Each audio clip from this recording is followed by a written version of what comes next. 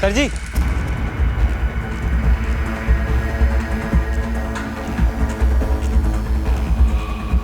Sir जी वो एक flat किराए पे चाहिए। भाई अभी तो दुकान बंद कर दी है, कल आना, कल बात कर लेंगे। अरे सर जी वो थोड़ा अर्जेंट है, क्या है कि मुझे और मेरे दोस्त को कल ही शिफ्ट करना है तो। इस वक्त तो मुमकिन नहीं है, कल आ जाना, कल बात कर लेंगे, हो जाएगा कुछ ना कुछ इंतजाम।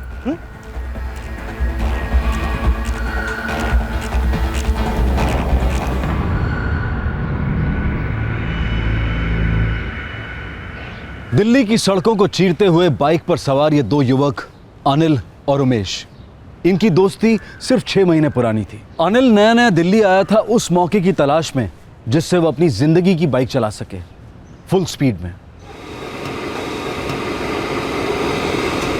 मेरठ? क्या बात है भैया, हम भी मेरठिया हैं, वो भी 100% असली वाले। भैया अब तो हम दिल्ली वाले होके रह गए, जहाँ रोटी वहाँ घर।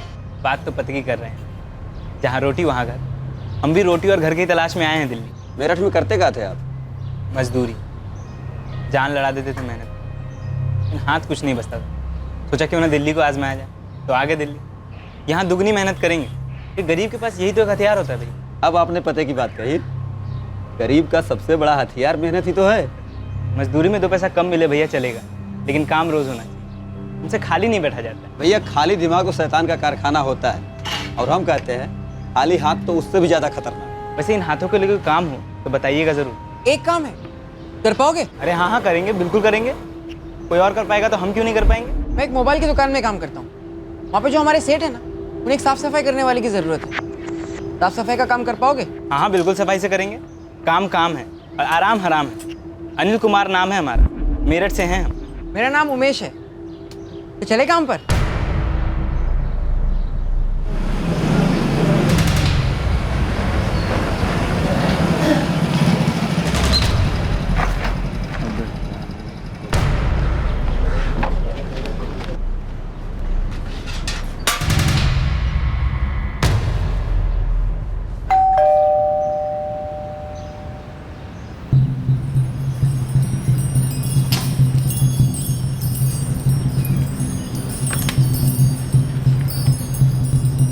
कौन है भाई साहब, इतनी सुबह सुबह क्या काम है? अरे भाई साहब घर दिखाने वाले थे आज आप हमें। ये हेलमेट क्यों पहन रखा है, कौन हो तुम? कमाल है, भूल गए आप तो। कल रात को तो मिले थे हम आपसे। मार अबे मार, और मार मार मार। पकड़ो इन्हें, कोई पकड़ो, इन्होंने मेरे पति को गोली मार दी।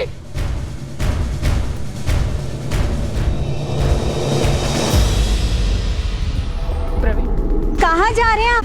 प्रवीण को किसी ने गोली मार दी है। हे भगवान, मैंने उन्हें देखा था रीना भाभी, वो 2 लोग थे, बाइक पर आए और बाइक पर गए। देखिए ना कितना खून बह रहा है इनका। तू शांत हो जा गीता, सब ठीक हो जाएगा।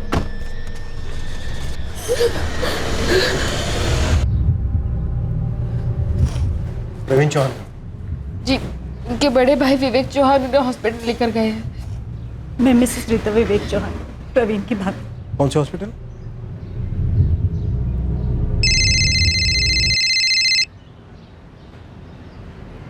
विवेक भैया का फोन। हेलो। प्रवीण नहीं रहा। ये आप क्या कह रहे हैं भैया? ऐसा नहीं हो सकता। गीता ऐसा ही है, उसका इतना खून बह चुका था कि हॉस्पिटल आते आते ही वो जा चुका था। ऐसा नहीं हो सकता भैया, ऐसा नहीं हो सकता, ऐसा नहीं हो सकता, ऐसा नहीं हो सकता रीना भाभी।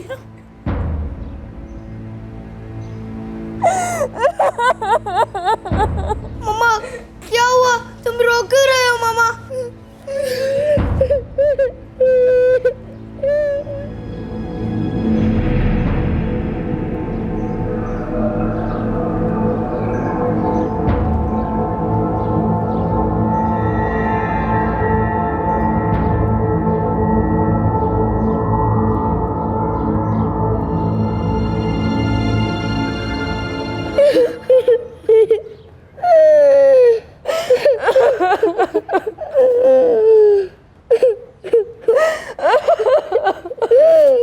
हमें ये बताइए कि एग्जैक्टली क्या हुआ था। देखिए गीता जी, मुझे अफसोस है आपके पति की मौत का, पर समझिए जैसे आपके पति को हॉस्पिटल पहुंचाते पहुंचाते देर हो गई खून बहने के कारण, अगर हमें जानकारी मिलने में देर हो गई तो वो कातिल कहीं भाग निकल सकते हैं। वो सुबह सुबह अखबार पढ़ रहे थे, मैं उनके लिए किचन में चाय बना रही थी, तभी बेल बजी। अरे प्रवीण, देखिए ना कौन है। दूध वाला होगा। फिर कुछ सेकंड्स के बाद गोली चलने की आवाज आई।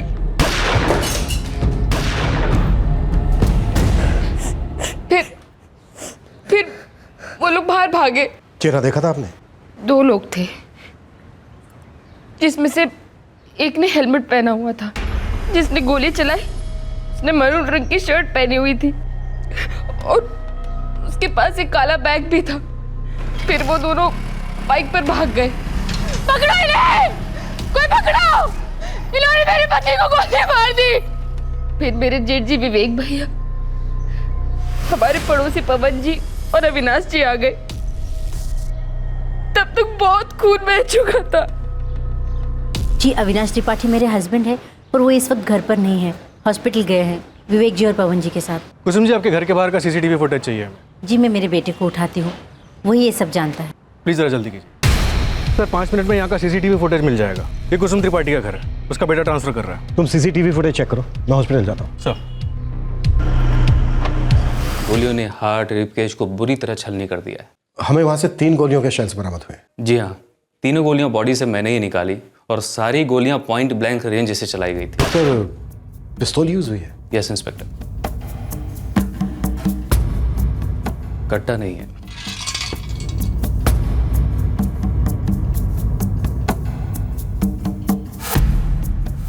हाँ, यही दोनों थे। 3 भाइयों में मैं सबसे बड़ा। प्रवीण मेरे बाप था। हम दोनों मिलकर रियल एस्टेट का बिजनेस चलाते थे। एक छोटा सा ज्वेलरी का बिजनेस भी है।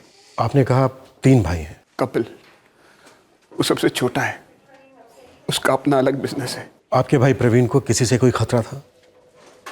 नहीं सर, हम लोग तो बहुत ही सीधे साधे छोटे मोटे लोग हैं। हमारी किसी से कोई दुश्मनी नहीं है। आपके भाई को गोली मारी गई है और हमें ऐसा लगता है कि हत्यारे किराए के थे।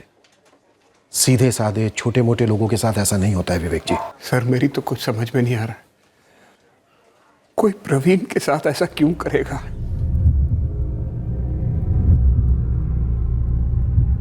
बाइक का नंबर प्लेट साफ नहीं नजर आ रहा सर। लेकिन ये दोनों तो नजर आ रहे हैं। पर दोनों में से एक ने हेलमेट पहन रखा है।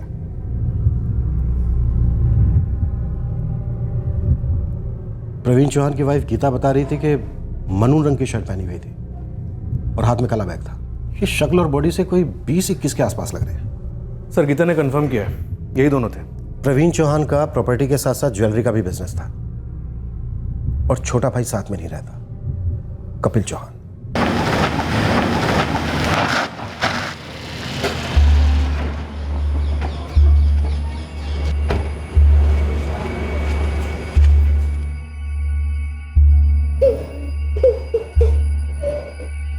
विवेक भैया,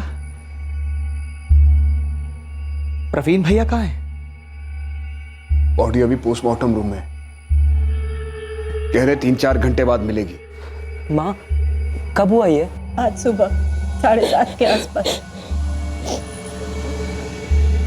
गीता ने देखा था, 2 लोग थे, एक ने हेलमेट पहना हुआ था, दूसरे ने नहीं।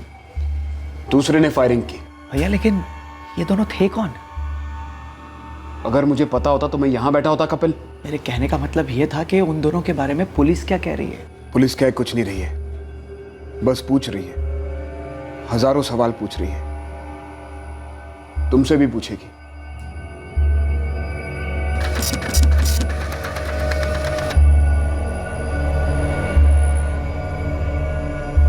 दो हत्यारों में से एक अनिल कुमार पीड़ित प्रवीण चौहान को कत्ल के 1 दिन पहले की शाम को मिला था।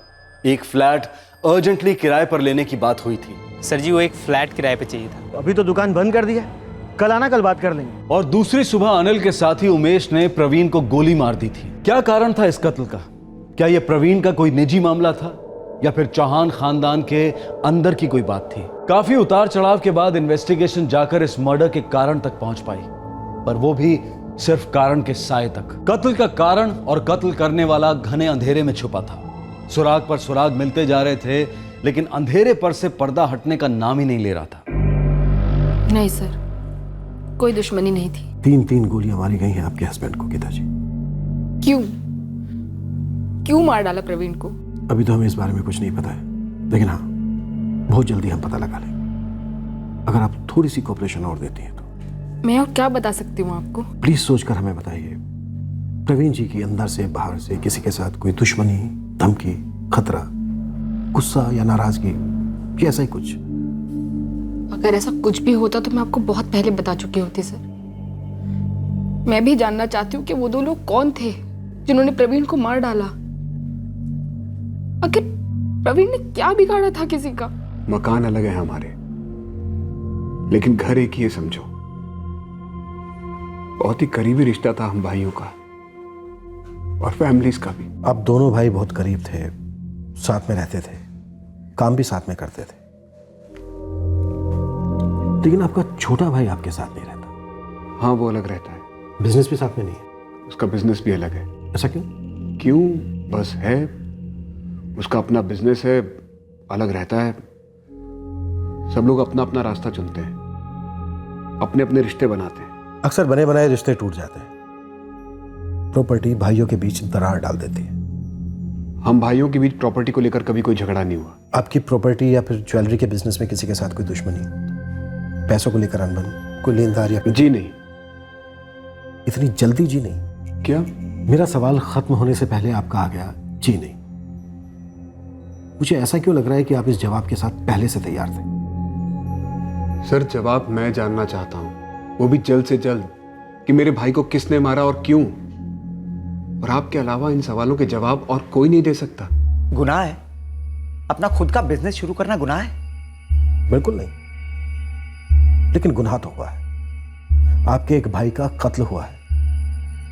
हम आपकी फैमिली के हर शख्स पर शक कर रहे हैं, लेकिन आप पर थोड़ा ज्यादा, क्योंकि आप बिजनेस अलग कर रहे थे, अलग रह रहे थे पन्नगर में। अच्छा, तो अब अलग रहना भी गुनाह हो गया? आपका ये चिड़चिड़ापन ना हमारे शक को और गहरा कर रहा है। आप जानना क्या चाहते हैं मुझसे? आपके भाई प्रवीण चौहान को किसने मारा कपिल, और क्यों? यही तो मैं भी जानना चाहता हूं। अगर मुझे पहले से पता होता तो एक एक की खबर नहीं ले लेता मैं। सिसोदिया, सबकी खबर निकलो, पूरी फैमिली पर नजर रखो। पत्नी गीता, भाभी रीटा, बड़ा भाई विवेक, छोटा भाई कपिल, हर एक मूवमेंट, फोन रिकॉर्ड, सब कुछ निकलवाओ। सर, मुझे रिश्तों की हिस्ट्री चाहिए, घर की, काम की, घर और काम दोनों के बीच की।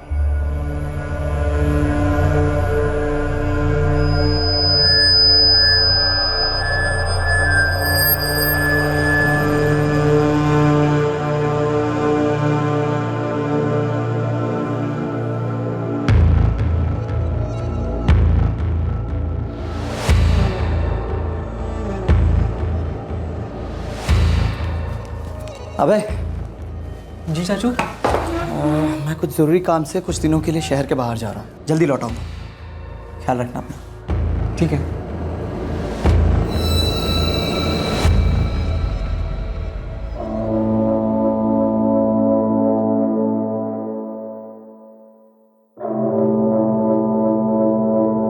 सर जी, इस बाइक की अगर कोई जुड़वा बहन है तो वो इस वक्त मेरे सामने खड़ी है।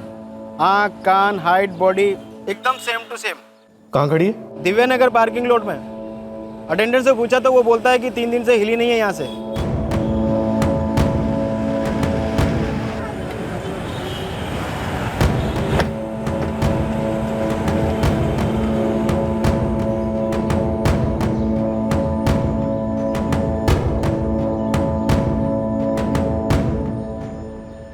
साहब 3 दिन से यहाँ पड़ी है, कोई लेने आया ही नहीं। छोड़कर कौन गया था? हज़ारों लोग यहाँ पार्किंग करते हैं साहब, मुझे कैसे याद रहेगा?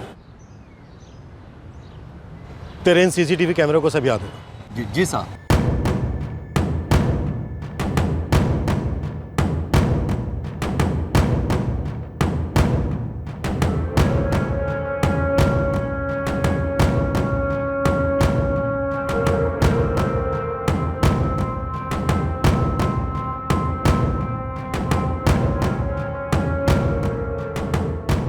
बाइक और कार दोनों के नंबर्स नजर आ रहे हैं। सिसोदिया जरा जूम करो।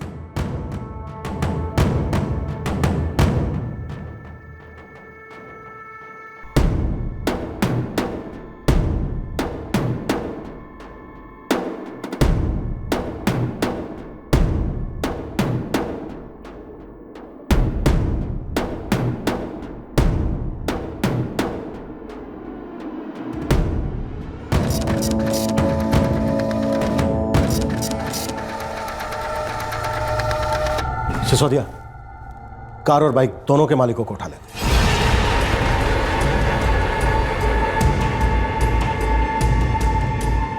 धर्मेंद्र कुमार, 123 जयमुखी नगर, ये इस कार का मालिक है। सर बाइक किसी अब्बास शेख नाम के आदमी पे रजिस्टर्ड है, विश्वजीत मार्ग पे रहता है। समझ लो ये विश्वजीत मार्ग हमारे इस केस का मार्ग बनेगा। यहीं से मिलेंगे सारे सवालों के जवाब। सर जी मैं ही अब्बास शेख हूँ और ये गाड़ी मेरी हुआ करती थी। पेपर तेरे नाम है तो गाड़ी थी कैसे हुई? सर जी 4 साल पहले मैंने इस बाइक को बेच दिया था। शायद पार्टी ने पेपर चेंज नहीं किया हो। कौन थी ये पार्टी? गुड़गांव की पार्टी थी, मंगल नेगी नाम था उसका। इस मंगल नेगी का एड्रेस और फोन नंबर जल्दी निकाल के ला। 4 साल पुराना सौदा है, 5 मिनट में आपको ढूंढ के देता हूँ। 10 मिनट ले ले अब्बास, नाम तुझे छोड़कर जाने वाले और ना ही इस मंगल नेगी को छोड़ेंगे। तेरी इस गुड़गांव की पार्टी को ये सौदा बहुत महंगा पड़ने वाला है।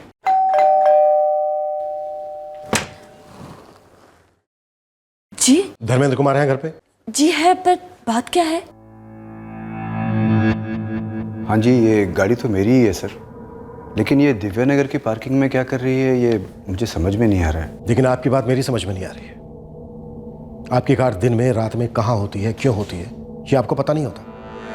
कैसे हो सकता है सर? अपनी गाड़ी रोज़ रोज़ यूज़ नहीं करता हूँ सर, मैक्सिमम टाइम तो मैं मेट्रो ले लेता हूँ। किराए पे देते हो? जी नहीं सर, दरअसल हमारी कॉलोनी में ना पार्किंग की बड़ी मुश्किल है सर, तो कई बार मुझे पार्किंग नहीं मिलती है सर, तो मैं अपनी कार एक गैराज के बाहर खड़ी करके आ जाता हूँ और वो वहीं 2-2 4-4 दिन तक खड़ी रहती है सर। कहाँ पर है? सर यहीं अपने जयमुखी नगर में। चाबी आपके पास रहती है? जी नहीं सर, सर वो जो गैराज का ओनर है सुरेश नारंग, उसके पास ही चाबी रखता हूँ। चलिए आइए देख लेते हैं आपकी कार को और इस नारंग को भी।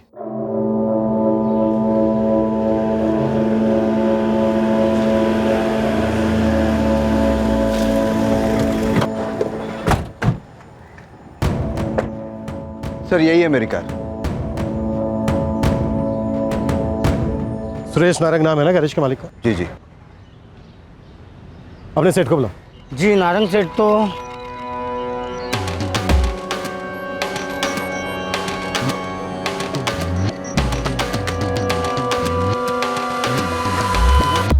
क्या दुश्मनी थी तेरी प्रवीण चौहान के साथ? मैं किसी प्रवीण चौहान को नहीं जानता, सब सच बोल रहा हूँ मैं। अच्छा तो अब हमारे गैरेज में चल, वहां जब हम तेरे से बुलवाएंगे ना तो तेरी सब समझ में आएगा, क्योंकि हम तेरी बॉडी, तेरा इंजन, पेट्रोल टैंक, व्हील, एक एक पुचरा खोल के ना तेरे अंदर का सारा कचरा साफ करेंगे, तब तेरा इग्निशन होगा। फिर ना तेरी ये जो जबान है मक्खन की तरह चलेगी। डाल गाड़ी में। साहब मैं सच कर रहा हूँ, साहब मैं नहीं जानता हूँ किसी विपिन चौहान को। साहब चलो।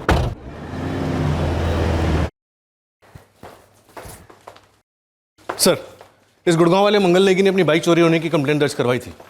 अगर ये भी इस प्लान का हिस्सा है तो इस वक्त हमारे हाथ में सुरेश नारंग है।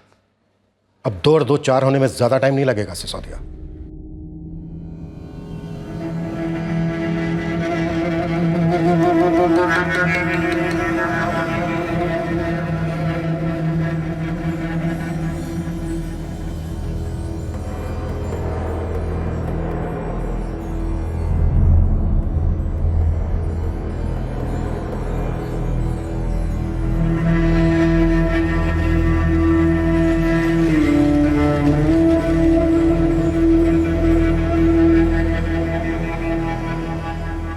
बताना यार। पहले तू बता, तू क्यों पूछ रहा है? सुबह चाय के साथ बिस्किट खाने वाला था, गोली खा गया बेचारा। इन भाइयों के बीच में कुछ टेंशन वेशन थी क्या, या किसी औरत का चक्कर वक्कर? बच्चे हैं तेरे? है ना, एक 3 साल का, एक 2 साल का, तीसरा वेटिंग में। चल खा तीनों की कसम, मेरा नाम नहीं आएगा। क्यों, तेरा भी हाथ हुआ था क्या? पागल है क्या?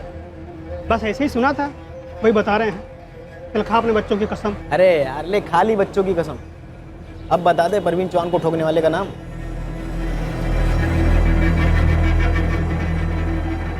सर एक ही बात रटे जा रहा है कि इसे पता ही नहीं इसकी गाड़ी कौन लेके गया था।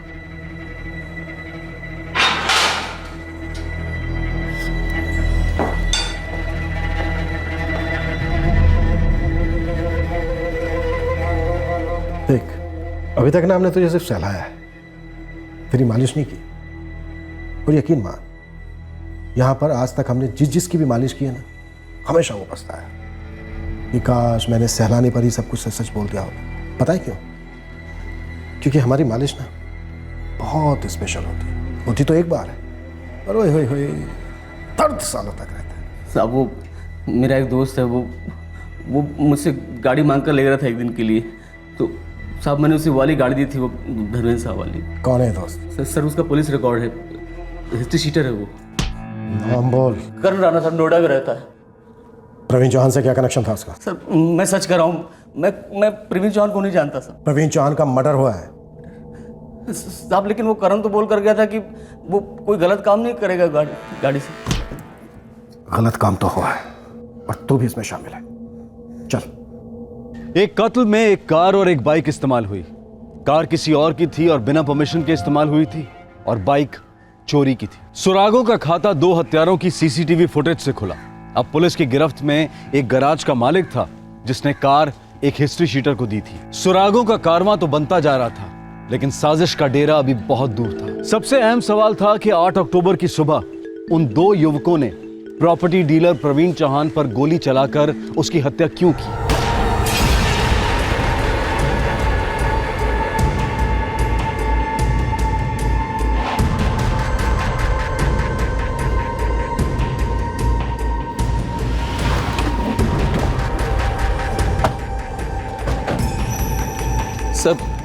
सर ये करण का घर है।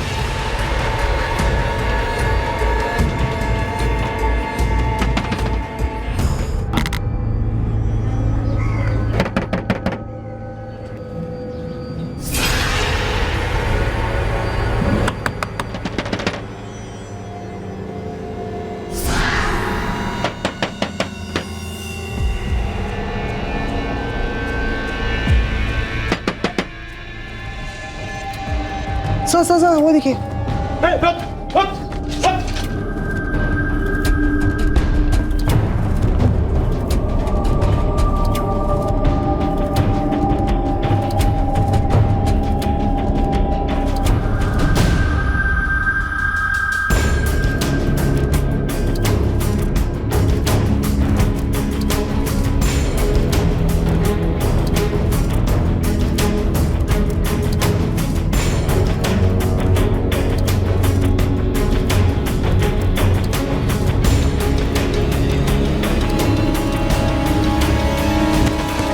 ना तो तुम मुझसे भाग सकता है ना सच्चाई से।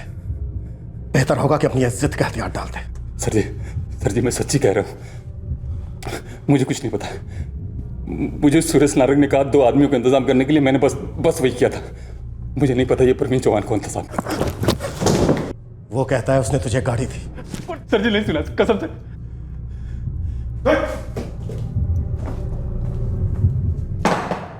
अब तुम दोनों गले मिल लो और तय कर लो कि किसको क्या बोलना है। लेकिन मुझे प्रवीण चौहान की पूरी स्टोरी चाहिए। उसे किसने मारा और क्यों मारा, और जिसने भी पहला झूठ बोला वो जिंदगी में दोबारा झूठ नहीं बोल पाएगा, सच भी नहीं बोल पाएगा, एक्चुअली बोल ही नहीं पाएगा। सर मैं बोलता हूँ, ये सुरेश नारंग झूठ बोल रहा है। सच ये है कि वो 2 शूटर थे, उनका इंतजाम मैंने किया था। ये मैं कबूल करता हूँ। बोलता रहे, मैं सुन रहा हूँ। सर जी इसने सामने से फोन किया था मुझे। यार करण, मुझे 2 बंदे चाहिए, एकदम डेयरिंग बाज। काम क्या है ऐसा डेयरिंग वाला? एक बंदे को टपकाना है। कौन है वो बंदा? अरे तुझे इससे क्या लेना देना है? देख, मुझे जो बंदा चाहिए ना उसका रिकॉर्ड एकदम क्लीन होना चाहिए। मतलब पॉकेट मारी का भी केस ना हो उसके ऊपर। 1 दिन का टाइम दे, देखता हूँ कौन ऐसा दूध का धुला है जो कीचड़ में उतरने को तैयार हो। सर जी ईमानदारी से 24 घंटे के अंदर मैंने 2 बंदों का इंतजाम किया और इसे बताया कि रिकॉर्ड क्लीन है, जो काम के लिए राजी हैं। कौन थे वो 2 बंदे? एक उमेश और एक अनिल, नया है दिल्ली में, मेरठ का लौंडा है।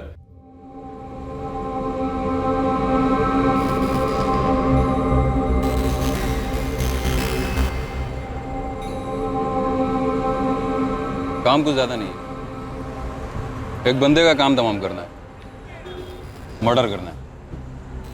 किसका मर्डर करना है? मुझे नहीं पता और तुम्हें भी जानने की जरूरत नहीं है। तो फिर मारेंगे किसे? पहले बोलो तैयार हो। कितने मिलेंगे? अच्छे मिलेंगे। वैसे अच्छे कितने होते हैं आपकी दिल्ली में? रकम सुपारी देने वाला तय करेगा। एक काम से पूरी जिंदगी में इतना कभी कमा नहीं सकते। पर ये सुपारी ली क्यों जा रही है और कौन है वो आदमी? ये तो वही बताएगा। और इतना जान लो, मारना है मतलब मारना है। सर जी, मैंने उन दोनों बंदों को सुरेश नारंग के हवाले कर दिया था। इसके बाद मुझे कुछ नहीं पता। नारंग बोलना। साहब मुझे नहीं मालूम था किसी की फील्डिंग लग रही है। सब मुझे एक कार और 2 आदमियों का इंतजाम करने के लिए कहा गया था, तो मैंने करण को बोला, इसने 2 आदमियों का इंतजाम किया। साहब इसने अभी तक जो कुछ बोला एकदम सच बोला है। तूने जो अब तक हमसे बोला वो सब झूठ था।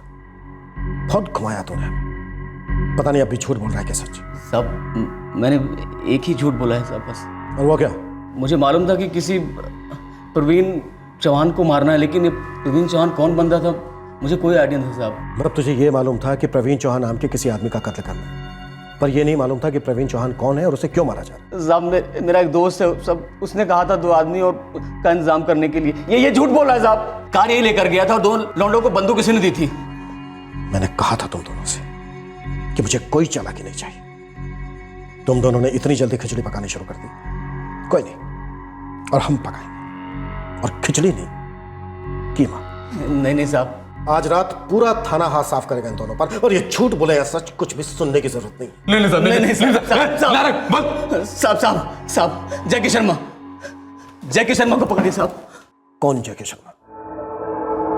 एक और सुराग, एक और किरदार, जैकी शर्मा। प्रवीण चौहान के मर्डर केस में धीरे धीरे कड़ियां तो मिल रही थी, लेकिन जुड़ नहीं रही थी। क्या यह कड़ियों का चक्रव्यूह जानबूझकर बुना गया था ताकि प्रवीण चौहान के कत्ल का असली मकसद कभी सामने ना आए?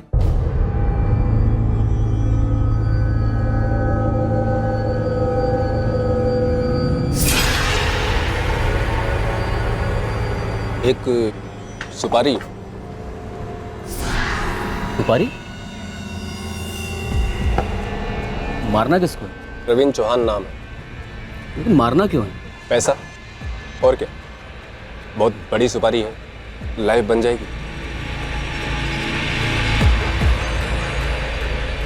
मुझे क्या करना होगा? एक गाड़ी का इंतजाम करना होगा। ये तुम्हारे लिए बहुत आसान बात है। और 4 हाथों का इंतजाम करना होगा। 4 हाथ मतलब? 2 बंदे जो गोली चलाएंगे, एकदम नए, बिना किसी क्राइम रिपोर्ट के। देख यार जैकी भाई, तू तो ठहरा हिस्ट्री शीटर, जाने तूने क्या क्या किया है, लेकिन भाई अपना धंधा ये नहीं है यार। अबे वो हरिश्चंद्र की औलाद, धंधा होता है जिसमें कम से कम समय में कम से कम मेहनत से ज़्यादा पैसे कमा सके आदमी। लेकिन काम में दिल भी तो होना चाहिए। फायदा अगर लाखों में हो तो दिल और दिमाग दोनों लग जाते हैं सुरेश नारंग। उसके तुरंत बाद मैंने करण को कांटेक्ट किया साहब। इसने 2 लड़कों का इंतजाम किया और इसके बाद मेरा काम था इसको कार देना 8 अक्टूबर की सुबह। ये लो देख करण, काम खत्म होते गाड़ी मुझे यही वापस चाहिए। हाँ ठीक है, वैसे भी कौन सी शादी करनी है तेरी इस खटारा से।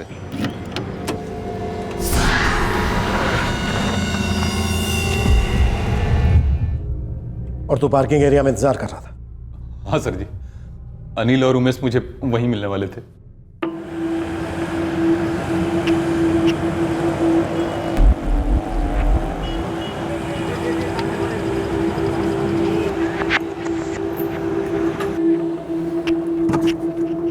उस आदमी का चेहरा ध्यान से देख लिया है ना? नहीं? फिक्र ना करो सेठ, मेरे दोस्त ने देख लिया है, दिमाग में छप गया है उसके, सिर्फ काम करना बाकी है। अनिल और उमेश को कैसे पता चला कि प्रवीण चौहान कौन है? किसने बताया उन्हें? नहीं पता सर। जैकी शर्मा ने बताया होगा साहब। जब इसने 2 लड़के मुझे दे दिए तो मैं उनको लेकर जैकी शर्मा के पास गया था साहब। उसी ने अनिल को दिखाया होगा कि प्रवीण चौहान कौन है। वो जो शटर डाउन कर रहा है उसी को उड़ाना है। तुम में से कोई एक चेहरा अच्छी तरह देख लो, कल कोई गलती नहीं होनी चाहिए। जी हम जाते।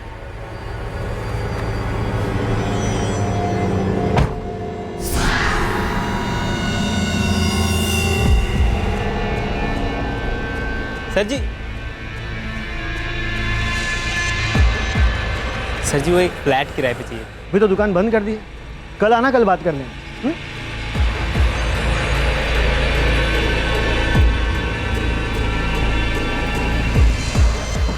मैं तुम्हें घर दिखा चुका हूँ।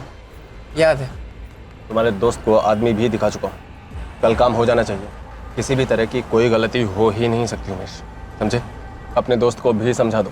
हमारे दिमाग में फ़ोटो छाप लिया, ये समझिए। अब कोई चांस ही नहीं गलती होने की। 15 मिनट में काम खत्म करके यहीं वापस लौट आना है, समझे? आ जाएंगे।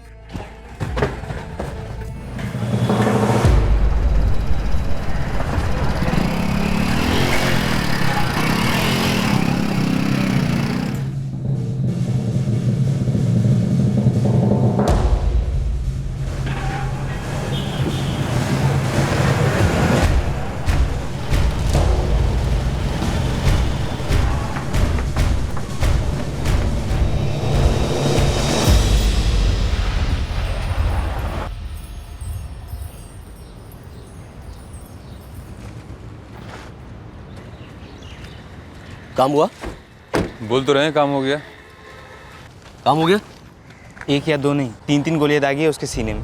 बचने का कोई चांस ही नहीं है। पूरा निशाना लगा के गोली मारी है। ठीक है, अब एक काम करो, तुम दोनों यहाँ से गायब हो जाओ और 3 दिन के बाद जब मिलेंगे हम लोग वापस तो बाकी का जो हिसाब किताब है क्लियर कर लेंगे। देखिए, किताब आप पढ़े हैं, हमें ये सब समझ में नहीं आता। हमें सिर्फ हिसाब मालूम। काम खत्म हो गया, रखिए हथेली पे पैसे। यार सुरेश, मेरा भी हिसाब चुकता कर दे यार। मुझे मेरा हिस्सा मिलेगा तब मैं तुम लोगों को कुछ दे पाऊंगा। और वैसे भी हमसे कहा गया है कि जब तक ये खबर पक्की नहीं मिल जाती है कि प्रवीण चौहान मारा जा चुका, तब तक किसी को कुछ नहीं मिलने वाला है।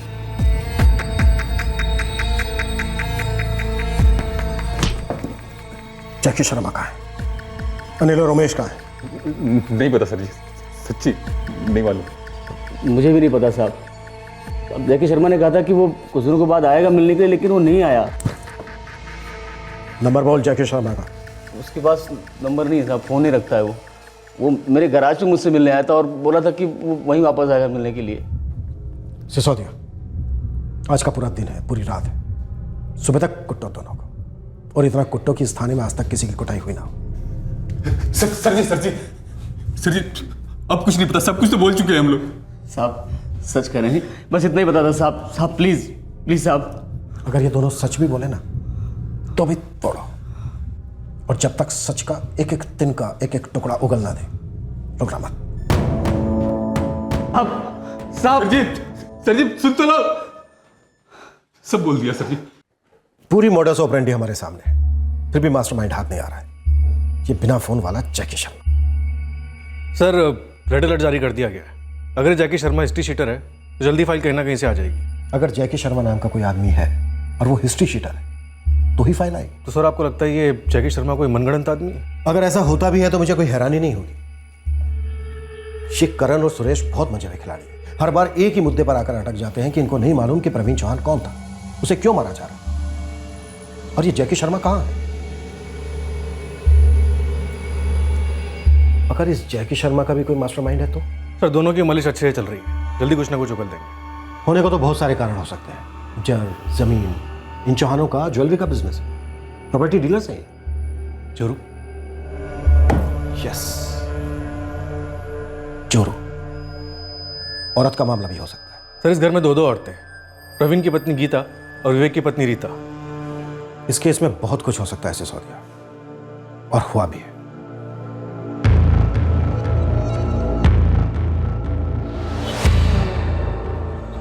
साहब, रास्ता जितना क्लियर दिख रहा है उतना है नहीं, काफी धुंध है। धुंधला है तो वाइपर ऑन कर, क्लियर कर रास्ता। साहब जी, चौहान परिवार में काफी कुछ ऊपर नीचे। किस बात को लेकर? प्रॉपर्टी साहब जी। लेकिन कोई इतना नीचे कैसे गिर सकता है कि प्रवीण को ऊपर भेज दे? साहब जी, ये तो इस घर की परंपरा रही है। क्या मतलब? प्रवीण से पहले इन तीनों भाइयों की माँ रेखा चौहान को भी ऊपर भेज दिया गया था।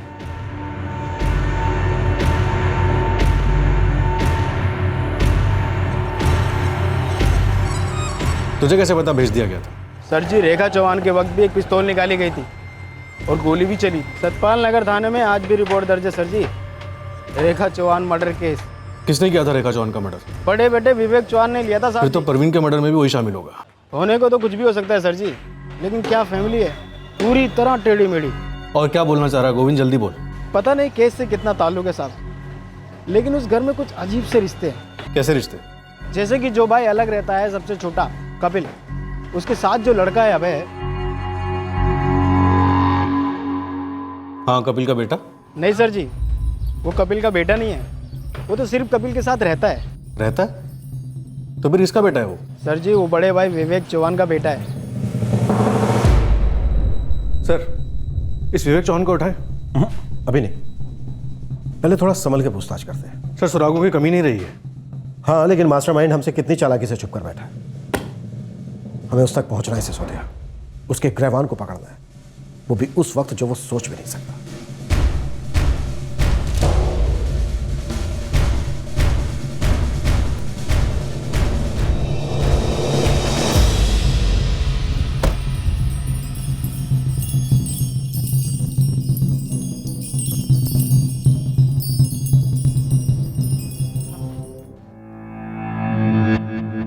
आपने इस बारे में तो हमें कुछ बताया नहीं मिस्टर विवेक चौहान। हमने 1000 बार आपसे पूछा, लेकिन आप सभी ने हमसे यही कहा कि बड़ी सीधी सादी फैमिली है आपकी, किसी के साथ कोई झगड़ा नहीं। और बाद में हमें पता चलता है कि दूध में धुली हुई आपकी फैमिली दरअसल किसी के खून में डूबी हुई है। और खून भी किसका? आपकी अपनी मां का। और किसने बहाया? आपने खुद। क्यों मिस्टर चौहान? देखिए आप पुलिस वाले लोगों की बातों में मत आइए। जो दिखता है या जो कोई बकता है जरूरी नहीं कि वो सच हो। तो फिर सच क्या है मिस्टर चौहान? आप अपनी मां के कत्ल के केस में जमानत पर हैं, फिर आप पर लगे आरोप मनगढ़ंत कैसे हो सकते? जो हुआ वो एक हादसा था, एक्सीडेंट। बस मुझे बहुत चालाकी से फंसाया गया। आपने एक पिस्तौल खरीदी थी? हाँ खरीदी थी। मैंने वो बंदूक किसी को मारने के लिए नहीं, बस डराने के लिए ली थी। किसे डराने के लिए? किसी को नहीं, मतलब अगर कोई हमला करता है, कोई अटैक करता है दुकान पर। आप हमारा काम जानते हैं। तो जो पिस्तौल आपने किसी को डराने के लिए ली थी, उसी पिस्तौल से आपने अपनी मां का कत्ल कर दिया। क्यों मिस्टर चौहान? देखिए मैंने आपसे कहा वो एक एक्सीडेंट था। मैंने अपनी मां को नहीं मारा है। मैं बहुत प्यार करता था अपनी मां से। लेकिन आपका बेटा शायद आपसे प्यार नहीं करता, वो अपने चाचा के साथ रहता। ऐसा क्यों? कपिल के कारण मेरा बेटा मुझसे दूर चला गया। सारी जड़ कपिल है। देख कपिल, मां वहां रहेगी जहां वो खुश है, और मां यहां पर खुश है। ठीक है भैया, तो मां से ही पूछ लेते हैं ना कि वो खुश कहां रहेगी और ज्यादा खुश कहां रहेगी। मां से पूछने की कोई जरूरत नहीं है। मां कहीं नहीं जाएंगी, मां यहीं रहेंगी। पर तू अकेला रहता है, मां की देखभाल कैसे करेगा? मां की देखभाल मैं कर सकता हूं भैया। इस तरह झगड़ो मत, एक बार मां से ही पूछ लेते हैं, वो जहां चाहेगी वही रहेगी। प्रवीण भैया इतनी देर से और मैं क्या कह रहा हूं? इसकी बातों को ज्यादा बढ़ावा मत दे। तुझे क्या लग रहा है मां का प्यार इसे यहां पर खींच लाता है? बिल्कुल भी नहीं। इसका एक ही इरादा है कि मां अपनी सारी प्रॉपर्टी इसके अकेले के नाम कर जाए। तो क्या आप इसी कारण से मां को अपने घर में रखना चाहते हैं? फालतू की बकवास ना कर। मैं बड़ा बेटा हूं, इसलिए मां मेरे साथ ही रहेंगी। अब बस भी करो, बंद कर दो मेरे लिए लड़ना। मां ये लड़ाई अपने साथ लेकर आया है। कह रहा है कि आप यहां पर खुश नहीं है। आप खुश नहीं है यहां पे? हाँ मां, आप ही तय करिए कि आप ज्यादा खुश कहां रहेंगी, यहां या मेरे घर में। हाँ सोचो मत, मैं हूं तुम्हारे साथ। बस एक बार कह दो कि तुम्हें यहां से निकलना है, पूरी दुनिया से लड़के ले जाऊंगा तुम्हें अपने साथ में। विवेक बेटा, बेटा तुम्हारी और प्रवीण की अपनी अपनी फैमिली है, तुम्हारे बीवी बच्चे हैं, जबकि कपिल अकेला है। मेरा फर्ज बनता है उसके साथ थोड़ा समय गुजारना, और बीच बीच में मैं यहाँ भी आती रहूंगी ना। पापा, अगर दादी माँ कपिल चाचू के वहां गई है तो मैं भी वहां जाऊंगा, दादी के साथ रहूंगा। अबे तेरी दादी कहीं नहीं जा रही। कुछ दिनों की नौटंकी है। कपिल ने दिमाग खराब कर दिया माँ का। लौट आएंगे कुछ दिनों में। हाँ ठीक है ना पापा, मैं भी आ जाऊंगा कुछ दिनों में, दादी के साथ रहूंगा। कपिल का यही प्लान था, सारी प्रॉपर्टी हड़प लो, मुझे और प्रवीण को बाहर ही रखो। और आपका बेटा अभय? अभय का ऐसा है, वो घर का सबसे बड़ा पोता, जन्म से ही अपनी दादी की गोद में पला बढ़ा, उनका लाडला। वो अपनी दादी के बिना रह ही नहीं सकता, इसलिए वो भी उनके साथ चला गया। चलो मान लेते, लेकिन पिस्तौल कैसे चला? आपका तो कहना है कि आपने अपनी मां को नहीं मारा। देखिए मैं बहुत गुस्से में था, क्योंकि कपिल दिन ब दिन मेरी मां और मेरे बेटे के दिल में जहर भर रहा था मेरे खिलाफ। इसलिए मैंने सोचा कि मैं एक पिस्तौल खरीद के उसे डराता हूं। अभी 10 मिनट पहले तो आपने कहा था कि आपने चोरों डकैतों को डराने के लिए वो गन खरीदी। हाँ वो भी। मिस्टर चौहान, आप ये भी कहते रहेंगे, वो भी कहते रहेंगे, तो कोई कुछ भी यकीन नहीं करेगा। ना करे यकीन, मैं लोगों को बोल बोल के थक गया हूं, कोई फर्क नहीं पड़ता मुझे। लेकिन सच्चाई यही है कि कपिल को धमकाने के लिए मैं उस दिन पिस्तौल उसके घर लेकर गया था।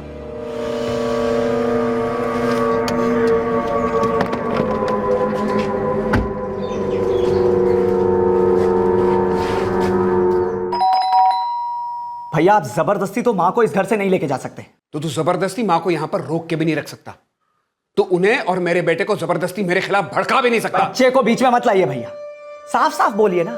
आप माँ को मेरे घर से अपने घर इसलिए लेके जाना चाहते हैं ताकि माँ की पूरी प्रॉपर्टी का एक एक इंच सिर्फ आपको मिल जाए, और उसके बाद भीख में एक छोटा सा टुकड़ा प्रवीण भैया को दे दें। ओ, तेरी तरह लालची नहीं हूं मैं। तू माँ को इसलिए यहां से नहीं जाने देना चाहता क्योंकि तुझे उनसे नहीं, उनकी प्रॉपर्टी से प्यार है। तो जो भी समझ लो आप, लेकिन माँ इसी घर में रहेगी। और जहां तक अभय का सवाल है ना, तो वो भी अपनी दादी से बहुत प्यार करता है, और अभय से मुझे भी बहुत प्यार है भैया। और अभय इस घर में खुश भी है, लेकिन माँ की और अभय की खुशी आपसे तो देखी नहीं जाती ना। मुझसे मेरी माँ और मेरे बेटे की खुशी नहीं देखी जाती। बिल्कुल। तू देख, वो गोली गलती से चली थी, वो एक हादसा था, एक्सीडेंट और कुछ भी नहीं। लेकिन सोचिए, कपिल ये चांस जाने देता? उसने दुनिया भर में मर्डर मर्डर चिल्लाया, और मेरा बेवकूफ बेटा उसने मेरे खिलाफ स्टेटमेंट दिया।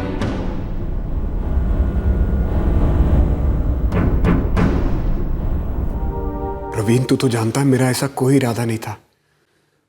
मैंने वो पिस्तौल सिर्फ कपिल को डराने के लिए ली थी।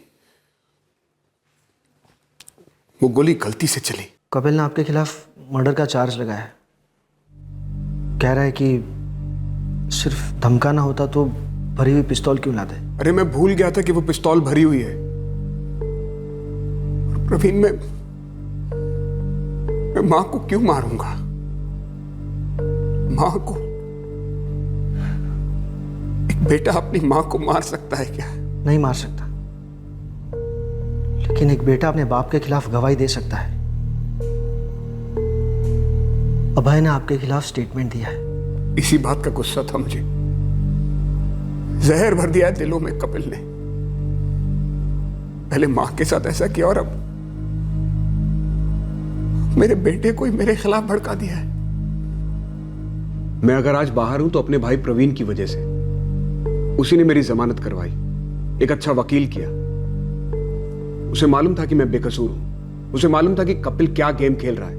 मैंने अपने और प्रवीण के बिजनेस को एक कर दिया था। वो केस लड़ने में मेरी मदद कर रहा था। सर, अगर प्रवीण को मारने से किसी को फायदा हो सकता है तो वो है सिर्फ कपिल। तो इतने दिन तक आप चुप क्यों बैठे रहे? ये बात आपने हमसे पहले दिन क्यों नहीं बताई? क्योंकि मुझे भी उस दिन ये बात सूझी ही नहीं। लेकिन उसके बाद मैं कई दिनों से सोच रहा हूं कि अब मेरी मदद के लिए प्रवीण नहीं रहा। अब मुझे अपना बिजनेस और कोर्ट केस अकेले ही संभालना पड़ेगा। मां भी नहीं है। तो कपिल ने प्लान बनाया होगा कि यही सबसे सही तरीका और टाइम है सारी प्रॉपर्टी हड़प लेने का। सर, मैं दावे के साथ कह सकता हूं कि प्रवीण को हमारे भाई कपिल ने ही मरवाया है। वही असली गुनहगार है। अतीत में हुई रेखा चौहान की मौत एक्सीडेंटल थी या कत्ल, यह विवाद का विषय था। लेकिन इस केस ने विवेक और प्रवीण और विवेक और कपिल के रिश्ते पर एक नई रोशनी डाली। अब विवेक को समझो क्लीन चिट मिल गई थी और सारा शक अब कपिल की तरफ जा रहा था। लेकिन क्या इन्वेस्टिगेशन सही दिशा में जा रही थी, या फिर ये इस केस के मास्टरमाइंड की एक और मास्टर चाल थी? सर, सुरेश नारायण कुछ कहना चाह रहा है। कहता है कि असली मास्टरमाइंड के बारे में सब कुछ बताएगा। अगर फिर से कोई कहानी बनने लगा तो? सर, काफी मरम्मत की जा चुकी है उसकी। लगता नहीं कि झूठ बोलेगा। एक बार देख लेते हैं। साहब, जैकी शर्मा ही वो आदमी है जो मुझे और करण को उस आदमी के पास लेकर गया जो प्रवीण चौहान को मरवाना चाहता था। साहब, पता था मुझे कि तू कोई अजीब सी अलग सी लीड देगा, फिर से गुमराह करने की कोशिश करेगा। नहीं साहब, देख, तू अपने आका के लिए चाहे कितनी भी ईमानदारी निभा, लेकिन इतना याद रख, वो आजाद घूम रहा है और तुम दोनों यहां सड़ रहे हो। साहब, मेरी और करण की इस बारे में लंबी बातचीत हुई है। साहब, हम दोनों सब कुछ सच सच बोलकर इस झमेले से दूर होना चाहते हैं। मैं आपको अनिल और उमेश तक पहुंचाऊंगा। ये जैकी शर्मा का पता तो मुझे नहीं मालूम, लेकिन हाँ साहब, मैं ये सुजीत शर्मा को जानता हूँ। मैं उस तक पहुंचा सकता हूँ आपको। मालूम था मुझे कि अब कोई नया नाम आने वाला है। कौन है सुजीत शर्मा? क्या ये भी जैकी शर्मा की तरह कोई भूतिया किरदार है जिसका ना पता है ना मोबाइल नंबर? नहीं साहब सुजीत शर्मा जैकी शर्मा का रिश्तेदार है और जैकी हमें उसी के पास लेकर गया था इसकी प्लानिंग करने के लिए। देखो, मामला लाखों का है। वहाँ जाकर प्रवीण चौहान को ठोकने का 1-1 लाख मिलेगा। करण, तुझे 2 लाख, सुरेश 3। 8 अक्टूबर को किसी भी हाल में प्रवीण चौहान खत्म हो जाना चाहिए। मैं अनिल और उमेश को लेकर जाऊंगा और उन्हें प्रवीण चौहान दिखा दूंगा। करण, सामान का इंतजाम तू करेगा। सामान का खर्च अलग होगा ना? बिल्कुल। एक बार प्रवीण चौहान मारा गया, हम सब अलग अलग होंगे, कोई किसी को कांटेक्ट नहीं करेगा। तब तक जब तक मैं ना बोलूं। और एक बार मौत कंफर्म हो गई, सबके पैसे पहुंच जाएंगे, लेकिन तब तक कोई फोन नहीं। ये रहे 20-20 हज़ार एडवांस तुम सबके लिए। अब आप लोग फिक्र करना छोड़ दीजिए और ये समझिए कि परवीन चौहान आज और अभी परलोक सिधार गया। जैकी को तो कांटेक्ट नहीं किया जा सकता, लेकिन सुजीत तक पहुंचा जा सकता है। ये वही तो है जिसने सब कुछ प्लान किया साहब। उसने पहले जैकी को साथ लिया, जैकी ने मुझे, मैंने करण को और करण ने उमेश और अनिल को। सुजीत को सुपारी किसने दी? नहीं मालूम साहब। कहाँ मिलेगा सुजीत? यहीं दिल्ली में। दिल्ली में कहाँ नारायण? और अनिल और उमेश कहाँ मिलेंगे?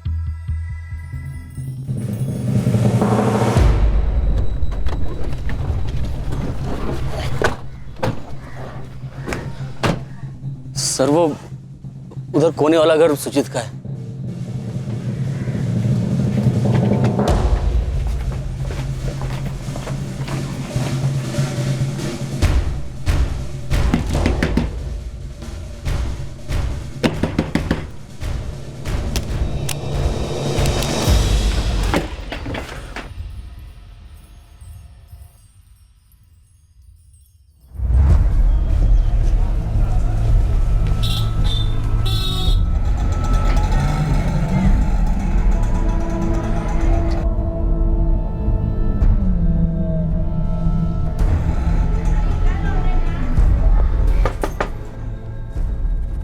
जी उमेश गुप्ता आपका क्या लगता है? हमार बेटवा है। क्या बात है भाई?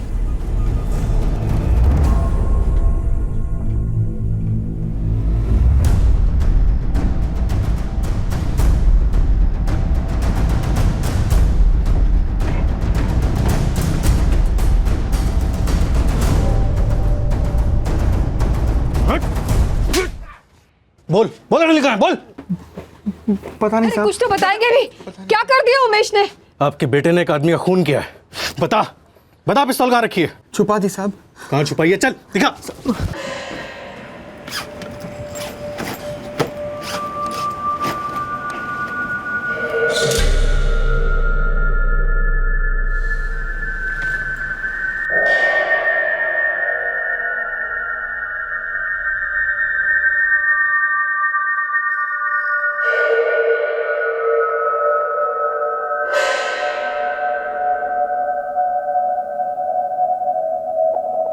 हो गया वार्म अप, अब बोलेगा? क्या और उठक बैठक करवाएगा? देख, हम पुलिस वालों को ना कहानियां पसंद नहीं होती, और एक केस में हम एक से ज्यादा फेंकोबाज बर्दाश्त नहीं करते, इसलिए अब बात ना कट्टू कट होगी। प्रवीण चौहान की सुपारी किसने दी? तूने? अभय ने। अभय? अभय चौहान? हाँ, अच्छी जान पहचान है मेरी अभय से। उसने बोला अपने चाचा को खत्म करना है। 25 लाख में सौदा हुआ था। पैसे किसने दिए थे? उसके चाचा ने, प्रवीण के भाई कपिल चौहान। जी।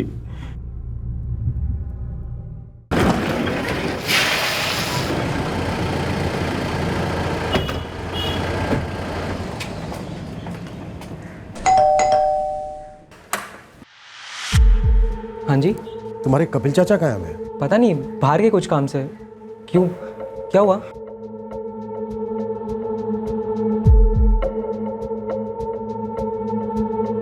मैं कह रहा हूँ आपसे वो घर पर नहीं है, बाहर गए। जब से तुम्हारे प्रवीण चाचा का मर्डर हुआ है तब से बाहर गए होंगे, है ना? जी नहीं, उसके 1-2 दिन बाद कोई अर्जेंट काम आ गया था, तभी गए। अबे जी चाचू। मैं कुछ ज़रूरी काम से कुछ दिनों के लिए शहर के बाहर जा रहा हूँ, जल्दी लौटाऊंगा, अपना ख्याल रखना। ठीक है। और तब से लेकर अब तक उन्होंने तुमसे कोई कांटेक्ट भी नहीं किया होगा। नहीं। कैसा चाचा है? भतीजे को सामने कर दिया। क्या मतलब? अब हमें तुझे अकेले को गिरफ्तार करना पड़ेगा। लेके चला।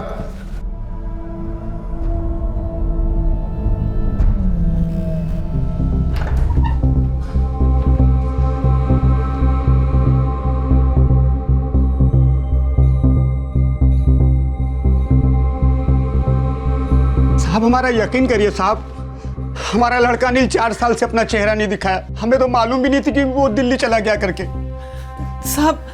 सब हम लोगों ने तो उससे कोई उम्मीद करना ही छोड़ दिया है।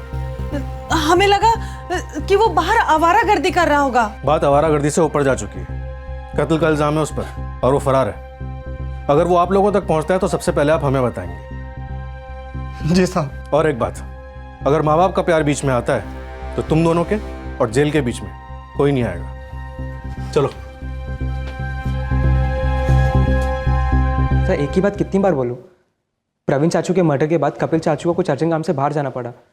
मुझे नहीं पता वो कहाँ है। मेरा उनसे कोई कांटेक्ट नहीं हुआ तब से। तू भी अपने प्रवीण चाचा को मरवाना चाहता था भाई? जी। क्यों? वो तेरे पापा की हेल्प कर रहे थे केस लड़ने में। मेरे लिए मेरे पापा है कपिल चाचू और मेरी माँ थी दादी माँ, जिसे मेरे पापा ने मार डाला। सब मेरे पापा को जिंदा रहने का कोई हक नहीं है। खत्म करना मतलब? चाचू मर्डर की बात कर रहे हो आप?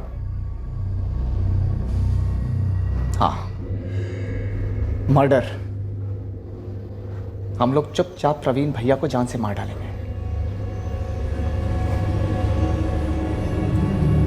पता है क्यों?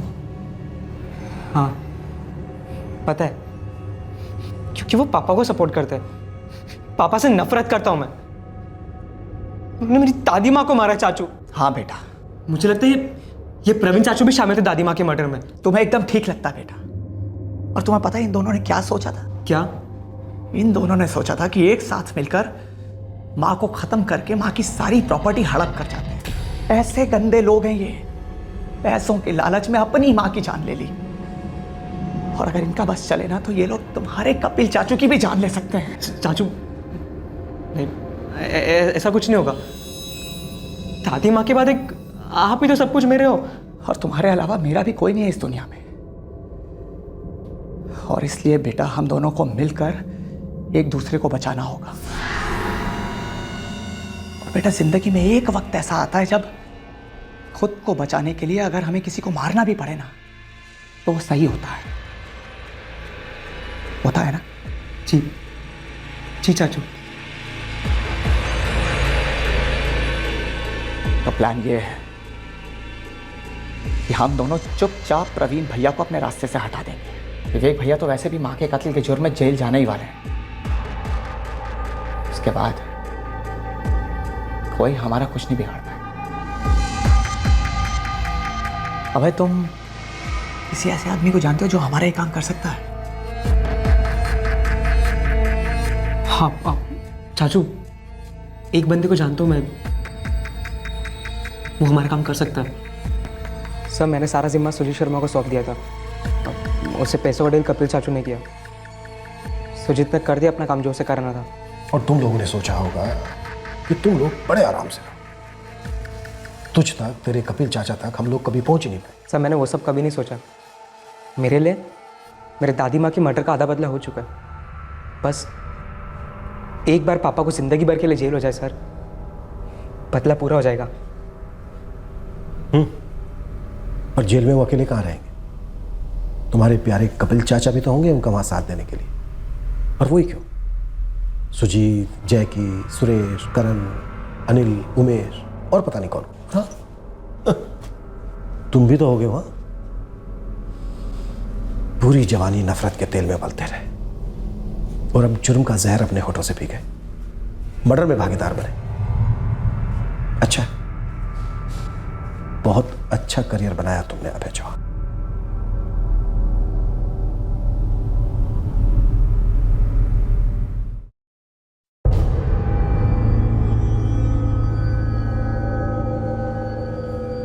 जी हाँ सर, जिसने वो मरून शर्ट पहनी थी वो यही है। और इसके हाथ में काला बैग भी था। दूसरे वाले ने हेलमेट पहना हुआ था। जिसने हेलमेट पहना था अनिल कुमार, वो अभी तक फरार है, लेकिन हम बहुत जल्दी उसे पकड़ लेंगे।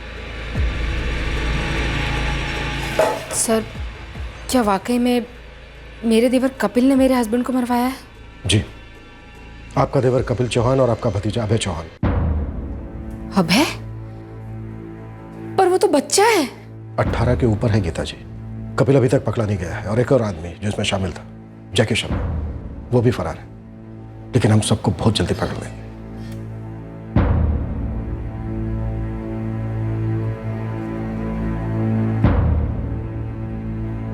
मेरी समझ में नहीं आ रहा कि मेरे बेटे में इतना गुस्सा, इतनी नफरत आई कहां से। भी आपको समझ में नहीं आ रहा है कि हमारे बेटे के अंदर इतना गुस्सा, इतनी नफरत कहां से आई? हाँ? कब झांक कर देखेंगे आप अपने अंदर? विवेक भैया, मुझे लगता है कि आपको माँ जी को कपिल के साथ ही रहने देना चाहिए था। माँ जी भी यही चाहती थी। इस जोर जबरदस्ती से क्या हासिल हुआ किसी को? हमारा सब कुछ खत्म हो गया।